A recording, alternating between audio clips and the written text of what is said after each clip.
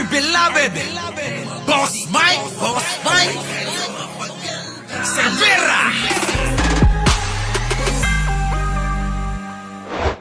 Dito po tayo. Nako mga kababayan ko, matindi to ha. Matindi po ito. Ay, kakaiba talaga ang Manong Bongbong natin, oh. Manong Bongbong, ang tapang, oh.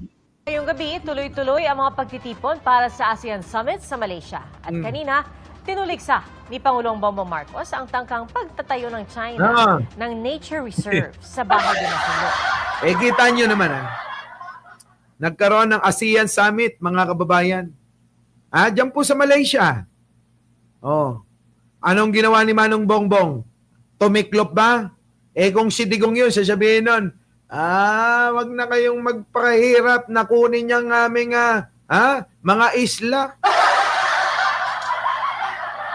Diba? Kung si Digong yan, sasabihin niya, wag na kayong magpakahirap, kunin yan aking mga isla.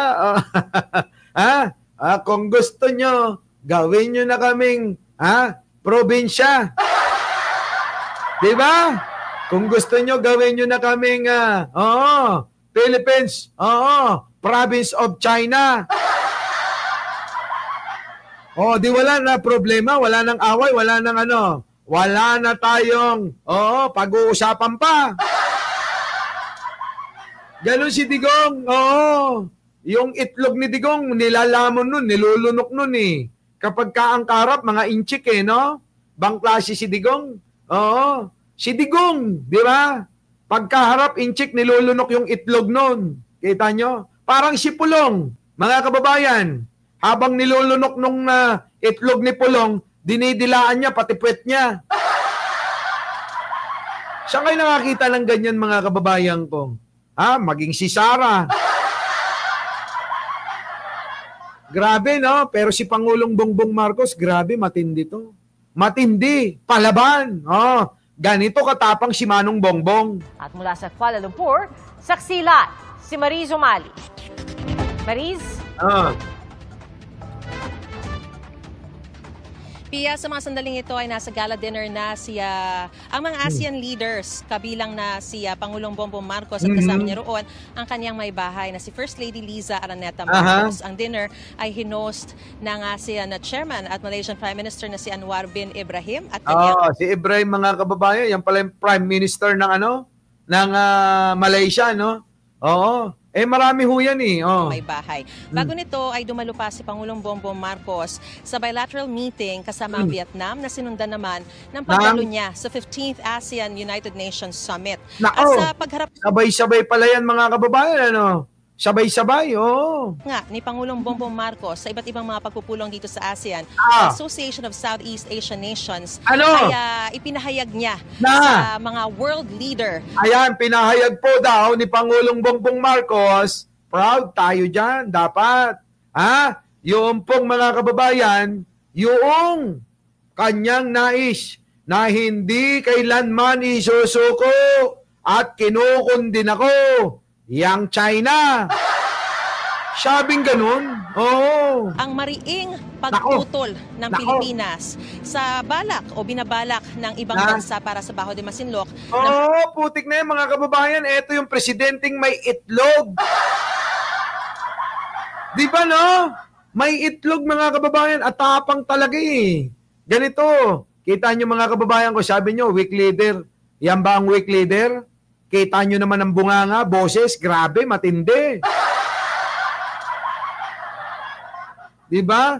Yung bang, alam nyo yung puting, yung presidente namin, ang tapang, hindi natatakot sa China, Kung magsalita, kala mo, walang sinisino. Basta nasa tama, sabi niya. Basta nasa tama tayo, wala tayong dapat ikatakot na magsalita, magsabi. Kung ano yung nais natin iparating sa mga yan. Malinaw daw na paglabag sa soberanya ng Pilipinas. Grabe, no? Maliwanag daw, malinaw na paglabag yan sa soberanya ng Pilipinas na hindi daw ho nire-respeto ng mga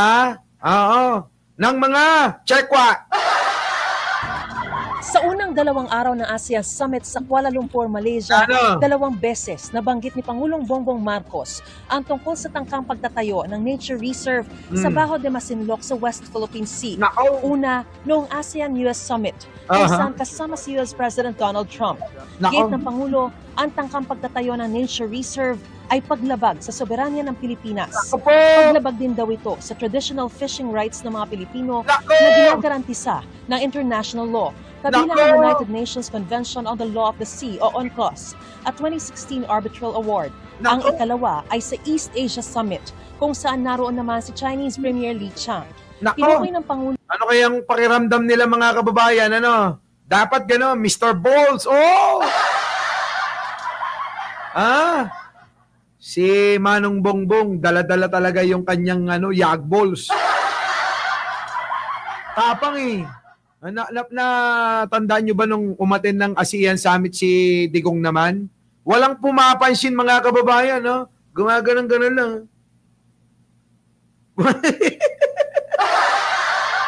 Walang pumapansin kay Digong. Mukhang kawawa, di ba? Oo, kala nyo sikat si Digong. Sikat sa katarantaduhan. Ang anyay kapitbahay sa norte na nagdeklara ng National Nature Reserve sa Bajo de Masinloc. May eksklusibo rin anyang otoridad ang Pilipinas na magtayo ng environmental protection area sa teritoryo nito. Dagdag ng Pangulo, sa kabila ng mga hakbang na ito, patuloy na ipinatutupad ng Pilipinas ang Declaration on the Conduct of Parties in the South China Sea. Isinulong din ni Pangulong Marcos ang pagkakaroon ng Code of Conduct sa South China Sea. Sa Setyembre nang aprubahan ng State Council ng China ang pagtatayo ng nature reserve para raw protektahan ang biodiversity sa lugar. Meron na naman bagong propaganda China. Nature reserve daw nila yung Balahura. Naghain noon ang Pilipinas ng diplomatic protest. Nabanggit din ng Pangulo sa East Asia Summit ang mga insidente sa West Philippine Sea kung saan nalagayan niya sa peligro ang mga Pilipino, maging mga barko at aircraft ng Pilipinas. Kabilang dito ang mga dangerous maneuver at panghaharang sa mga aktibidad ng Pilipinas sa sarili nitong maritime zones. Ayon naman sa Chinese Foreign Ministry, ang pag-uudyok nila ng mga Pilipino ang pinagmumula ng tensyon. Sa kanya namang opening speech, sinabi ni ASEAN Chairman at Malaysian Prime Minister Anwar bin Ibrahim na ang anumang issue sa South China Sea, nais daw nilang maresolba sa loob din ng ASEAN. We want it to be resolved within ASEAN and ASEAN with our partners in the region. Because the moment is seen to be imposed and dictated by outside forces, things becomes more problematic and tense. As far as we're concerned, things are still under control. Sa photo opportunity ng mga ASEAN leaders sa ASEAN-Japan Summit, kapansin-pansing wala ang Pangulo. Wala po ang Pangulo sa photo ops, pero umatin po siya sa summit. Nagkataon lang po nung sila ay nagkaroon ng photo ops, ang Pangulo ay nasa extended bilateral meeting pa with them. Sa gitna ng ASEAN Summit, inanunsyo rin ng Malacanang ang price freeze sa lahat ng pangunahing bilihin hanggang matapos ang taon. Kumpirmado na rin si NBI Assistant Director Lito Magno ang bagong officer in charge ng ahensya. Nako, yan na mga kababayan ko. Ano pa mga bang aasahan nyo, di ba? At least ang Pangulo, nilalaban tayo. Yun naman eh. Parang pag-ibig lang yan eh.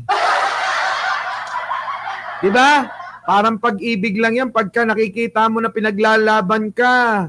Oo. Iba yun, mga kababayan. Di ba?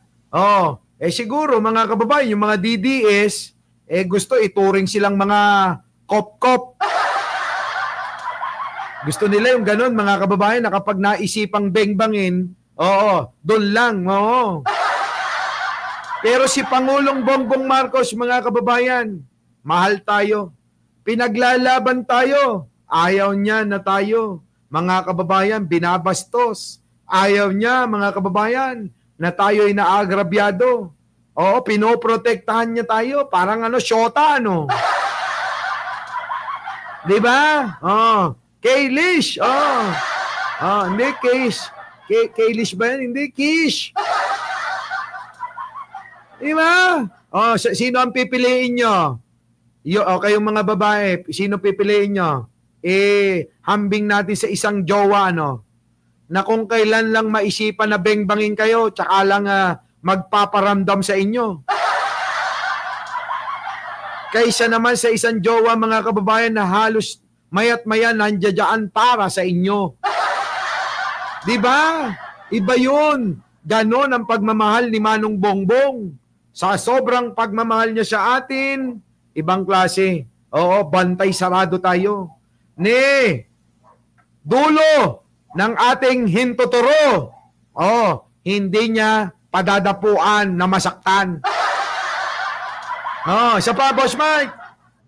Magkasunod na talumpati sa ASEAN-US Summit at East Asia Summit, mariing tinuligsa ni Pangulong Bongbong Marcos ang tangkang pagdeklara ng China sa Baho de Masinloc bilang kanilang nature reserve. Mula sa Kuala Lumpur, Malaysia, nakatutok live si Mariz Umali. Mariz. Vicky, sa pagharap nga ni Pangulong Bongbong Marcos sa iba't ibang mga pagpupulong dito sa 47th ASEAN and related summits, ipinarating ng Pangulo sa iba't ibang mga world leader ang masidhing pagtutol ng Pilipinas. Sabi, sa binabalak... Masidhi! Oo, masidhi, mga kababayan. Ibig sabihin ng masidhi, mahigpit na pagtutol. Oo, grabe, no, mga kababayan. Ang sidhi. Ang lalim ng Tagalog. Ng ibang bansa para sa Baho de Masinloc na idiniin niyang nasa jurisdiksyon ng Pilipinas. Pero niyo yung Baho de Masinloc na pinangingisda ng mga kababayan natin, na mangingisda, pati yun, mga kababayan, kinakamkam na ng China.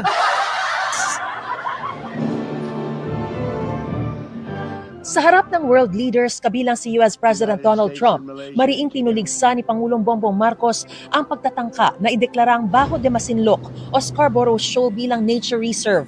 Sa kanyang intervention speech sa ASEAN-US Summit kahapon, iginiit ng Pangulo na labag yan sa soberanya ng Pilipinas, pati sa traditional fishing rights ng mga Pilipinong mangingisda na kinikilala ng UNCLOS at ng 2016 Arbitral Award.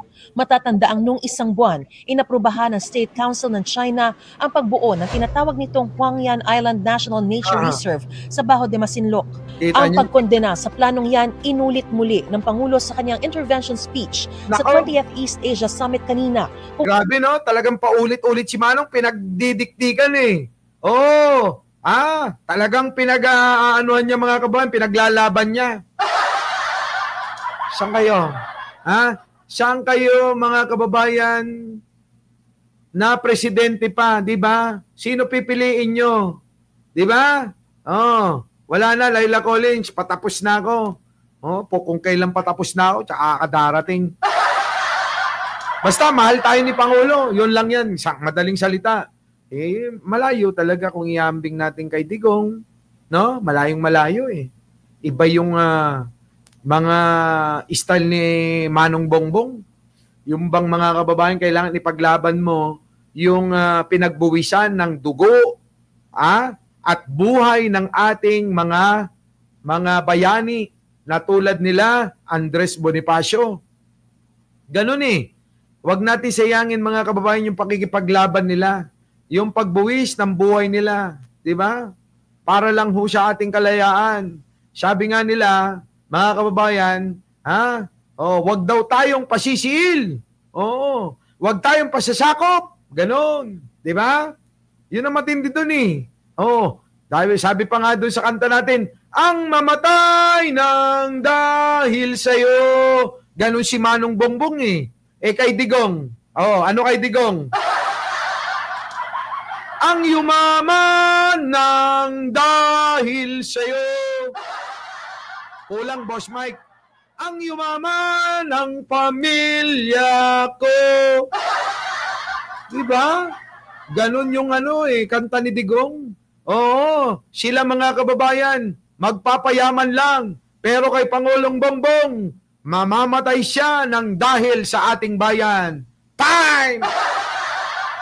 Thank you po, mga kababayan, sa pagsama. Kita-kita po tayo mamaya. Opo. Pahinga lang ng konti yung boses, inom ng salabat, at babanat na naman. Maraming salamat po. Our beloved Boss Mike